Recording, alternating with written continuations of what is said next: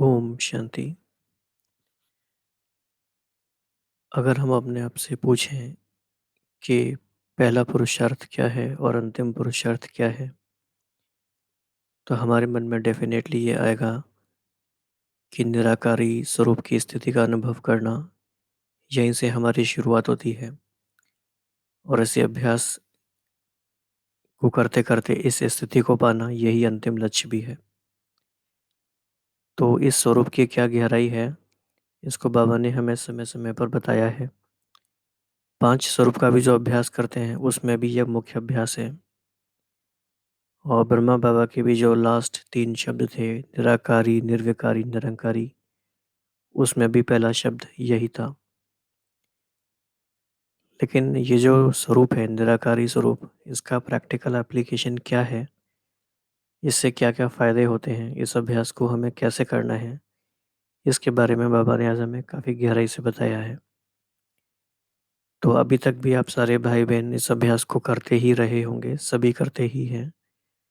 लेकिन आज की मुरली को पढ़ते-पढ़ते हम ये चेक करेंगे आपस में कि बाबा ने जो-जो बताया है, क्या हम वैसे ही सारी चीज़ें एक्यूरेटली करते हैं?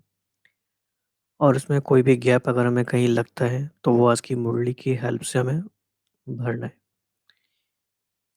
तो काफ़ी गहरी मुरली है, हर लाइन इम्पोर्टेंट है, हर शब्द इम्पोर्टेंट है। बाबा ने बताया है पहले तो कि निराकारी स्थिति जो है, ये निर्वाण स्थिति का अनुभव कराती है। क्योंकि हम सभी आत्माएँ निर्वाण धाम की रहने वाली हैं या परम धाम की रहने वाली हैं। तो ये हमारा वास्तविक स्वरूप भी है, हमारा असली स्वरूप यही है। बाबा ने फिर इसके लिए 3 शब्द और यूज़ किए थे। निर्विकल्प स्थिति का अनुभव कराती है, निर्विकारी स्थिति का अनुभव कराती है और निर्विघ्न स्थिति का भी अनुभव कराती है, निराकारी स्थिति। तो निर्विकल्प स्थिति क्या होती है? एक ऐसी स्थिति जिसमें कोई भी व्यर्थ संकल्प मन में नहीं है, श्रेष्ठ संकल्प है, समर्थ संकल्प है, जिसकी आवश्यकता है सिर्फ़ वही है। और जब ऐसा होगा तो ऑब्वियसली निर्विकारी स्थिति भी होगी। और जब व्यर्थ संकल्प नहीं होंगे और विकारी संकल्प नहीं होंगे, तो हमारा जीवन निर्विघ्न होगा ही, निर्विघ्न स्थिति भी होगी ही। तो इन सारी बातों का आपस में भी कनेक्शन है। फिर बाबा ने इसके कुछ हमें अप्रोच बताई हैं कि कैसे-कैसे इसको हमें अभ्यास करना है और इसका प्रैक्टिकल एप्लीकेशन क्या है। एक बात बाबा ने कहा कि मास्टर सर्वशक्तिवान और स्वराज्याधिकारी, इन दोनों का कनेक्शन भी निर्विकारी स्थिति से है। क्योंकि जैसे-जैसे हमें ये अभ्यास में लाना है कि मैं आत्मा, निराकारी आत्मा, इस साकार माध्यम को लेके बोल रही हूँ, तो ये मालिकपन का अभ्यास है, राजा बनने का अभ्यास है। बाबा ने कहा वैसे भी आपको कहते हैं राजा बच्चे हो, तो राजा बच्चे हो अर्थात राज्य अधिकारी बच्चे हो। तो क्यों राजा बनना है? और आज की जो मुरली का हेडिंग था वो था मेहनत से छूटने का सहज साधन। यानी एक फ़ोकस आज का मुरली का ये भी है कि 63 जन्मों से हमने मेहनत की, तन से भी की, मन से भी की, धन से भी की और संबंधों में भी की। तो 63 जन्मों में मेहनत करते थक गए। चाहे तो परमात्मा को ढूँढने की मेहनत करी, चाहे जीवन में सुख शांति लाने के लिए मेहनत करी, लेकिन थक गए। तो अब है इस मेहनत से छूटने का समय, क्योंकि ये जन्म मौज़ों का जन्म है, मोहब्बत का जन्म है, प्राप्तियों का जन्म है और वरदानों का जन्म है। और ऐसे समय पर भी अगर हम मेहनत करते रहें या मेहनत में ही लगे रह जाएँ, तो क्या फ़ायदा हुआ? फिर तो हमने बात को समझा ही नहीं। तो बाबा का आज बहुत ज़्यादा फ़ोकस इस बात पे है कि हम मेहनत से कैसे छूटें। तो इस बात की गहराई में भी और जाएँगे। फिर बाबा ने कहा कि मेहनत क्यों हो जाती है? क्योंकि व्यर्थ संकल्पों की रचना करते हो, व्यर्थ की वंशावली बहुत बड़ी हो जाती है। जब व्यर्थ की वंशावली पैदा हो जाती है तो उसकी पालना भी करनी पड़ती है। पालना करने में आपका सारा समय, आपकी सारी शक्ति नष्ट हो जाती है। तो टाइम भी वेस्ट जाता है और एनर्जी भी आपकी ड्रेन हो जाती है। फिर बाबा ने इसको टाइम मैनेजमेंट के साथ भी जोड़ा।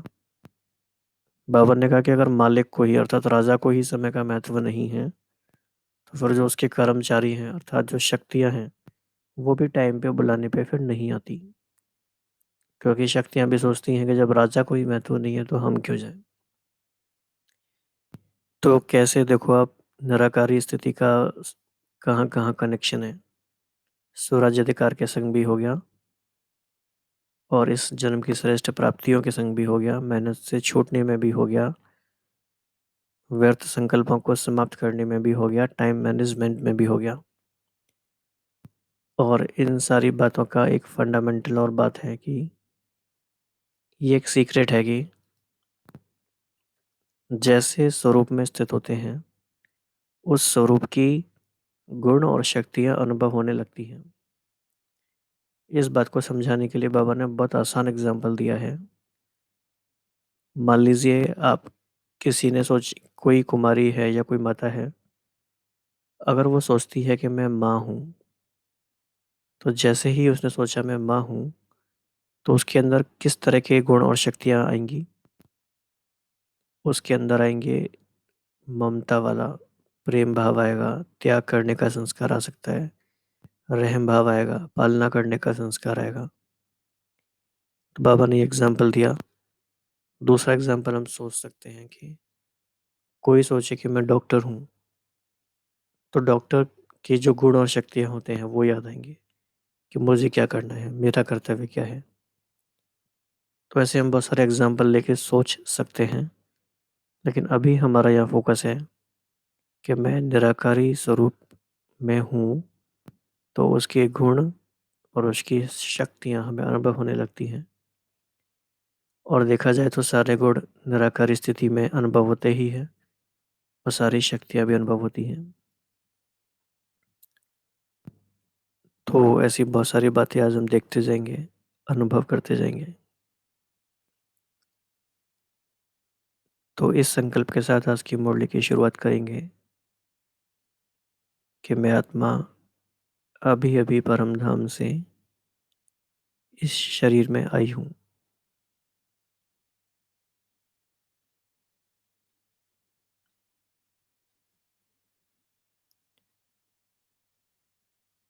तो बाबा ने कहा, बाप दादा बच्चों के स्नेह में, वाणी से परे निर्वाण अवस्था से वाणी में आते हैं किस लिए।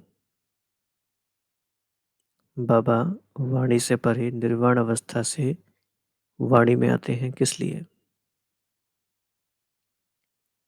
बच्चों को आप समान निर्वाण स्थिति का अनुभव कराने के लिए। निर्वाण स्वीट होम में ले जाने के लिए। तो निर्वाण स्थिति निर्विकल्प स्थिति है, निर्वाण स्थिति निर्विकारी स्थिति है।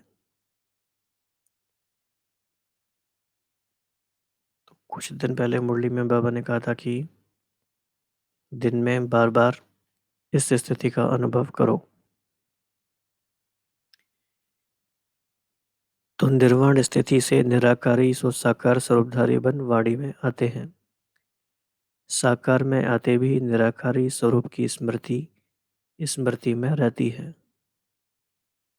क्या रहती है कि मैं निराकार साकार आधार से बोल रहा हूँ।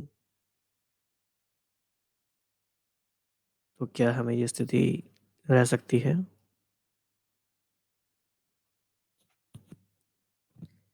साकार में भी निराकार स्थिति की स्मृति रहे, इसको कहते हैं निराकार सो साकार द्वारा वाणी में कर्म में आना।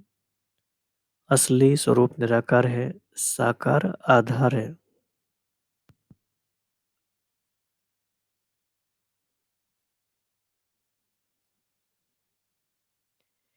यह डबल स्मृति निराकार सुसाकार शक्तिशाली स्थिति है।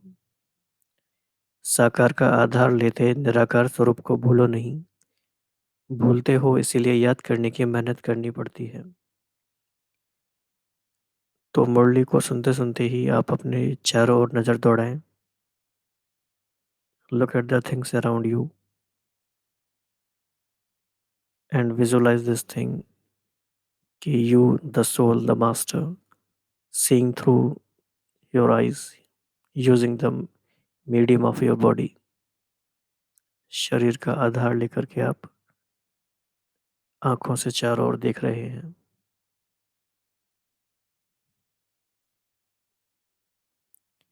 तो दिन भर में ऐसे अभ्यास बार-बार कर सकते हैं।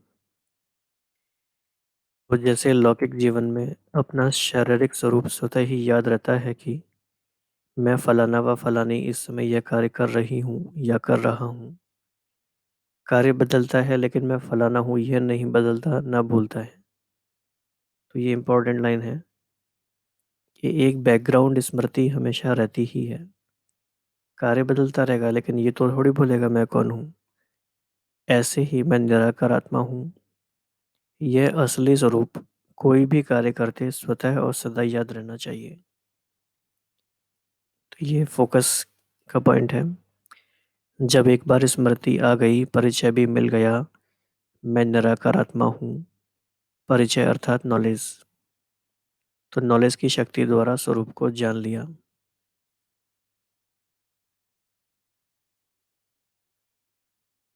आप देखेंगे ये टर्म बार-बार मुरली में आता रहता है, नॉलेज की शक्ति। नॉलेज भी एक शक्ति है। तो जानने के बाद फिर भूल कैसे सकते हैं? तो जैसे नॉलेज की शक्ति से शरीर का भान भुलाते भी भूल नहीं सकते, तो ये आत्मिक स्वरूप भूल कैसे सकेंगे? तो यह अपने आप से पूछो और अभ्यास करो। तो बाबा हमसे अपने आप से बात करना भी सिखा रहे हैं। अपने आप से पूछो और अभ्यास करो। चलते फिरते कार्य करते चेक करो।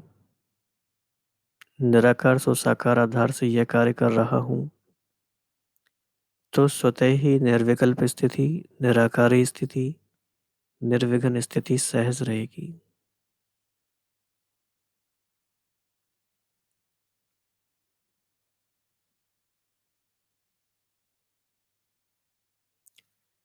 तुम मेहनत से छूट जाएंगे। यह मेहनत तब लगती है जब बार बार भूलते हो। फिर याद करने की मेहनत करते हो तो भूला ही क्यों?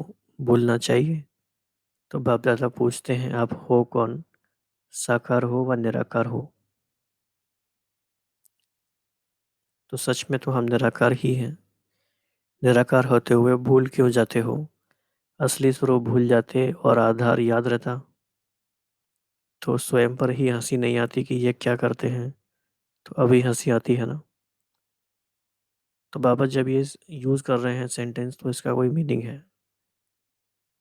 बाबा कह रहे हैं हंसी नहीं आती, इसका मतलब निराकार स्वरूप का अभ्यास करना या उस स्वरूप में स्थित होना इतना ऑब्वियस है कि उस स्वरूप में स्थित ना होना हंसी की बात है। तो ये एक बाबा की भाषा का सौंदर्य है जो कि हमें समझना है बाबा ने ऐसा क्यों कहा। तो असली भूल जाते और नकली चीज़ याद आ जाती। बाप दादा को कभी कभी बच्चों पर आश्चर्य भी लगता है। तो बाबा ने पहले कहा हंसी आती है, फिर कहा आश्चर्य भी लगता है। तो ये बाबा अलग अलग तरह के बच्चों को या अलग अलग तरह के माइंडसेट को एड्रेस कर रहे हैं कि आश्चर्य की बात भी है और हंसी की बात भी है कि अपने आप को भूल जाते और भूलकर फिर क्या करते? अपने आप को भूल हैरान होते हैं। जैसे बाप को स्नेह से निराकार से साकार में आह्वान कर ला सकते हो, तो जिससे स्नेह है उस जैसे निराकार स्थिति में स्थित नहीं हो सकते हो।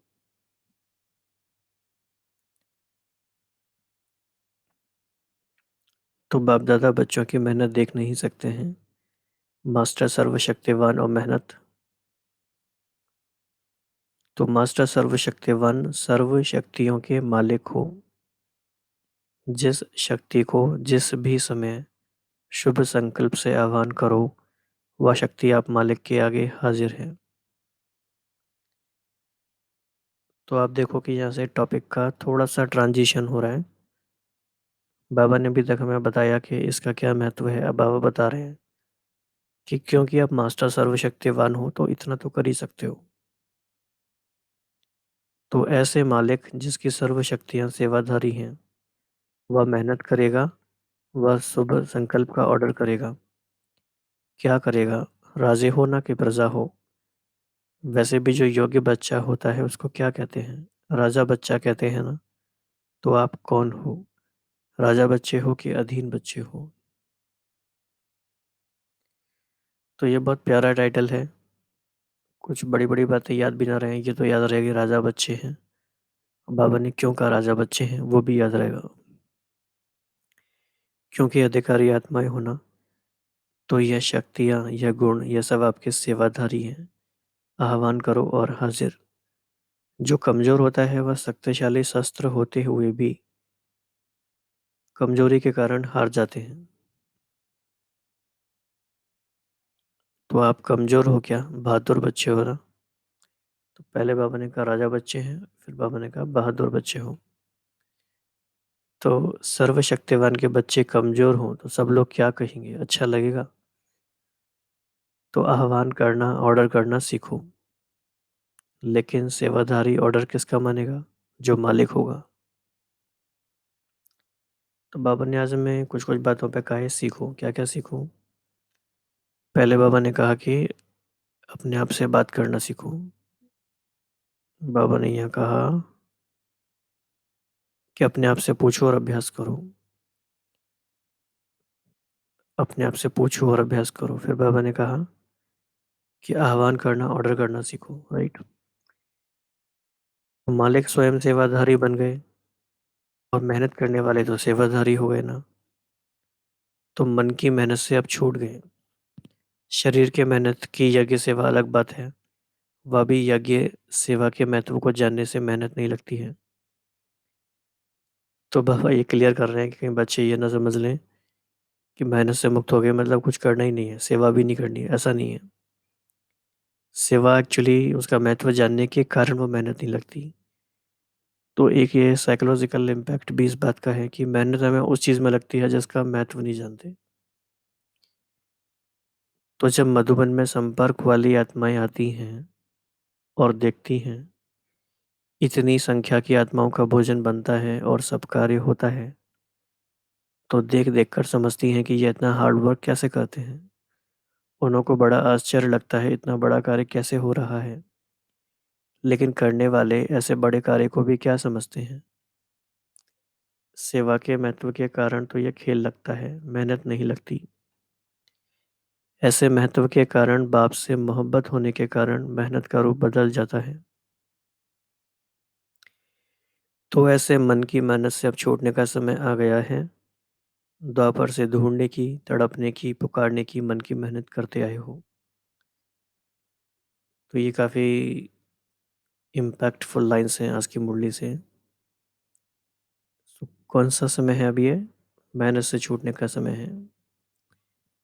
क्योंकि द्वापर से ढूंढने की, तड़पने की, पुकारने की मेहनत की ना, तो मन की मेहनत के कारण धन कमाने की मेहनत भी बढ़ती गई। आज किसी से पूछो तो क्या कहते हैं कि धन कमाना मौसी का घर नहीं है, मतलब बहुत डिफिकल्ट है। तो मन की मेहनत से धन की कमाई की भी मेहनत बढ़ा दी, और तन तो बन ही गया रोगी। इसीलिए तन के कार्य में भी मेहनत, मन में भी मेहनत और धन में भी मेहनत। सिर्फ इतना ही नहीं, लेकिन आज परिवार में प्यार निभाने में भी मेहनत है। कभी एक रूठता है, कभी दूसरा, फिर उसको मनाने की मेहनत में लगे रहते हैं। तो टोटल किस तरह की लाइफ हो गई? मेहनत वाली लाइफ हो गई, हर चीज़ में मेहनत है। तो आज तेरा है, कल तेरा नहीं, फेरा आ जाता है। तो सब प्रकार की मेहनत करके थक गए थे ना। तन से, मन से, धन से, संबंध से, सबसे थक गए।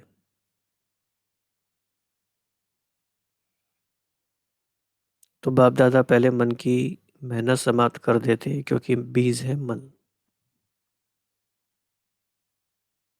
तो मन की मेहनत समाप्त हुई तो बाकी सारी मेहनत समाप्त हो ही जाएंगी। तो मन की मेहनत तन की, धन की मेहनत अनुभव कराती है। ये बहुत इंपॉर्टेंट लाइन है। और जो भाई बहन बहुत गहराई से चिंतन करना चाहते हैं वो इस लाइन पे अपना विचार करें। तो बेसिकली मन की मेहनत तन की और धन की मेहनत अनुभव कराती है।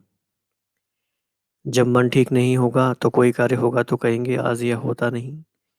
बीमार होगा नहीं लेकिन समझेगा मुझे 103 बुखार है। तो बाबा भी कितने मजेदार एग्जाम्पल यूज करते हैं। तो मन की मेहनत तन की मेहनत अनुभव कराती है। धन में भी ऐसे ही है ना। ये बात बहुत फोकस करने की है।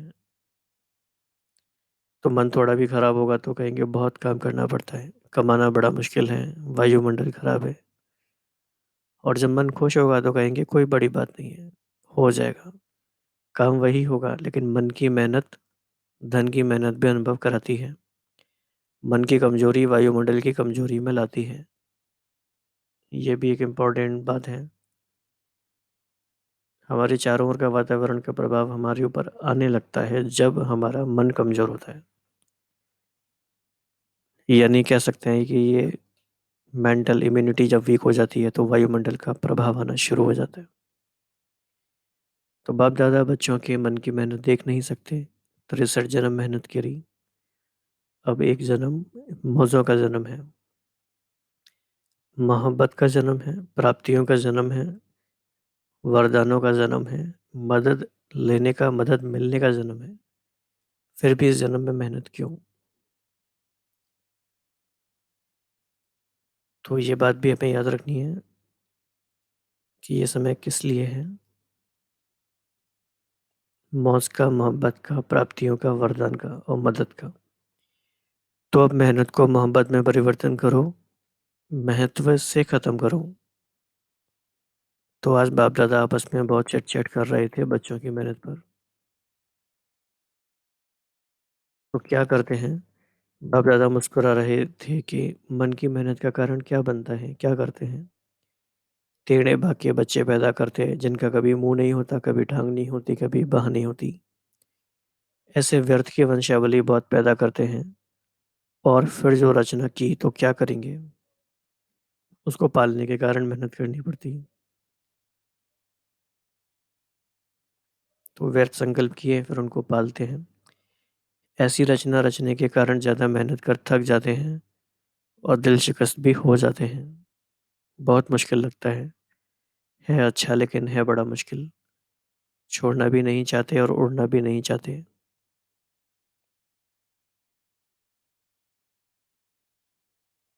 तो क्या करना पड़ेगा? चलना पड़ेगा। चलने में तो ज़रूर मेहनत लगेगी ना, इसीलिए अभी कमज़ोर रचना बंद करो।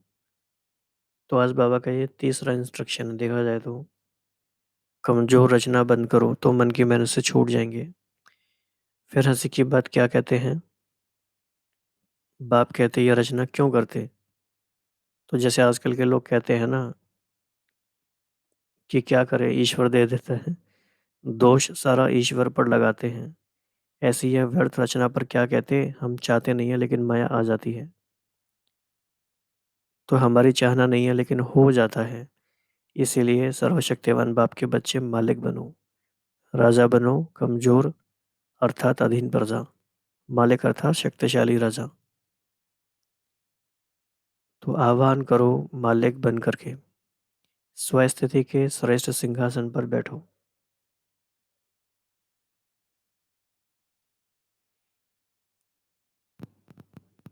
सिंहासन पर बैठकर के शक्ति रूपी सेवाधारियों का आह्वान करो, ऑर्डर दो।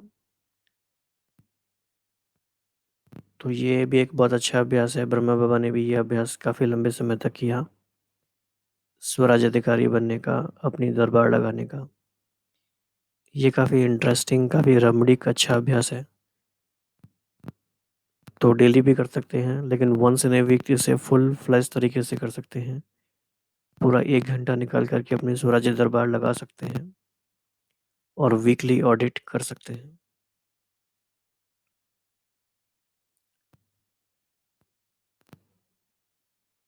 तो बाबा ने कहा ऑर्डर दो।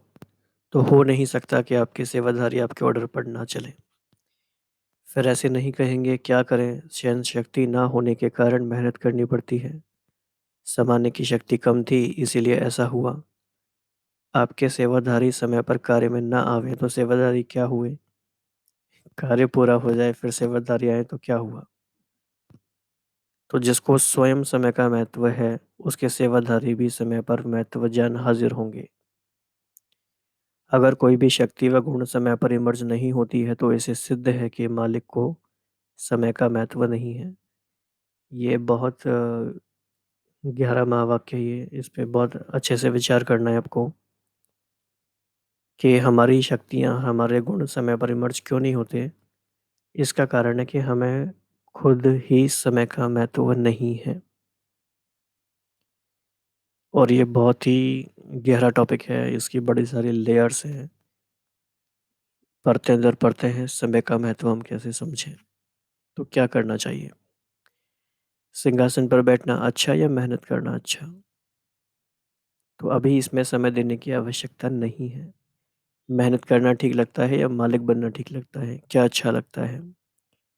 तो सुनाया ना, इसके लिए सिर्फ यह एक अभ्यास सदा करते रहो। निराकार से साकार के आधार से यह कार्य कर रहा हूँ।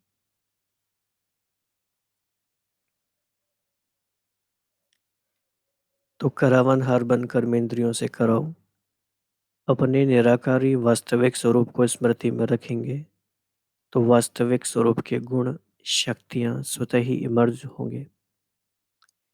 ये बहुत पावरफुल स्टेटमेंट है।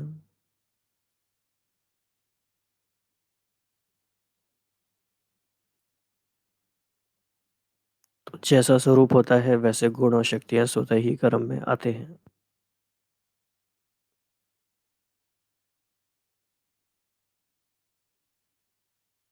तो जैसा कि बाबा ने इसके लिए एक एनालॉजी बताई है, जैसे कन्या जब माँ बन जाती है तो माँ के स्वरूप में सेवा भाव, त्याग, स्नेह और अथक सेवा आदि गुण और शक्तियाँ स्वतः ही इमर्ज होती है ना। तो अनादि अविनाशी स्वरूप याद रहने से स्वतः ही यह गुण और शक्तियाँ इमर्ज होंगे। तो स्वरूप स्मृति स्थिति को स्वतः ही बनाता है। तो बाबा ने हमें जितने भी स्वरूप बताए हैं, जितने भी स्वमान बताए हैं, उन सब का बताने का पीछे राज यही है कि जैसे जैसे हम स्वरूप में स्थित होते हैं तो उसकी स्मृति से वैसी ही स्थिति बनती जाती है, उस तरह के गुण और शक्तियाँ जागृत होने लगते हैं। तो ये बहुत ही पावरफुल टेक्निक है। तो समझा क्या करना है? मेहनत शब्द को जीवन से समाप्त कर दो। मुश्किल मेहनत के कारण लगता है। मेहनत समाप्त समाप्त तो मुश्किल शब्द भी समाप्त हो जाएगा। अच्छा।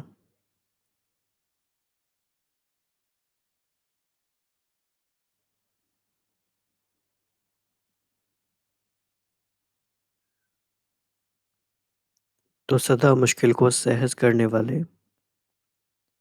मेहनत को मोहब्बत में बदलने वाले, सदा स्वस्वरूप की स्मृति द्वारा श्रेष्ठ शक्तियों और गुणों को अनुभव करने वाले,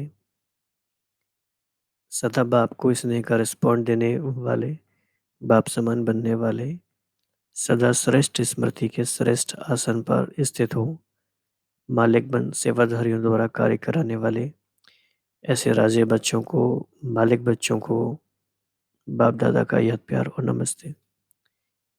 हम सभी बच्चों का भी ऐसे निर्वाण धाम में रहने वाले और साकार आधार देकर हमें पढ़ाने वाले बाप दादा को धन्यवाद और नमस्ते। तो बाबा का कितना प्यार है आप देख सकते हैं। बाबा ने कहा राजा बच्चे, मालिक बच्चे और तीसरा कहा बाबा ने बहादुर बच्चे। तो ये तीन शब्द भी हम याद रखें तो हम कितने योग युक्त बनते ही जाएंगे, बनते ही जाएंगे। तो पूरे दिन भर में हम बार बार इस अभ्यास को बढ़ाएंगे। ये जस्ट एक स्मृति की बात है, बार बार स्मृति में लेकर आएंगे कि मैं निराकार आत्मा निर्वाण धाम से आई और इस साकार शरीर द्वारा इसका आधार लेके के कर्म कर रही हूँ। जितना जितना इस अभ्यास को हम बढ़ाएंगे उतना डिटैच होते जाएंगे इस शरीर से, वातावरण के प्रभाव से भी। तो हर घंटे में 4 मिनट 5 मिनट के लिए बिल्कुल परमधाम में चले जाएँ। उसकी कैरेक्टरिस्टिक्स को फ़ील करें। एक ऐसा धाम जो वाणी से परे है, सभी प्रकार की हलचल से परे है। तो जितना-जितना उस स्वरूप में स्थित होंगे, उसके गुण और शक्तियाँ हमारे अंदर जागृत होने लगेंगी। तो यही राजयोग का आधार है।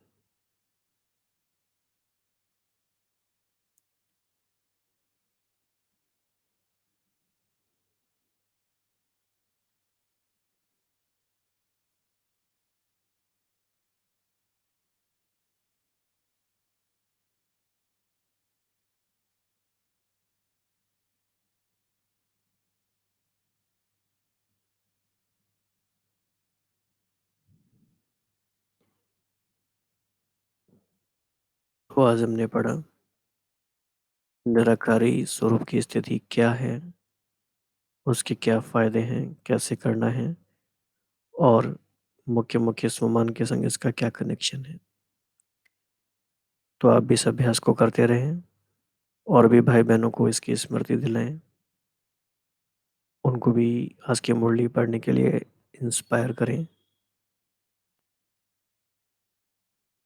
ताकि जो अंतिम समय हमें मिला है थोड़ा ही, इसमें हम इन अभ्यासों को गहराई से कर सकें और मौज़ों का जन्म, मोहब्बत का जन्म, प्राप्तियों का जन्म, वरदानों का जन्म मिला और मेहनत से मुक्त होने का समय मिला।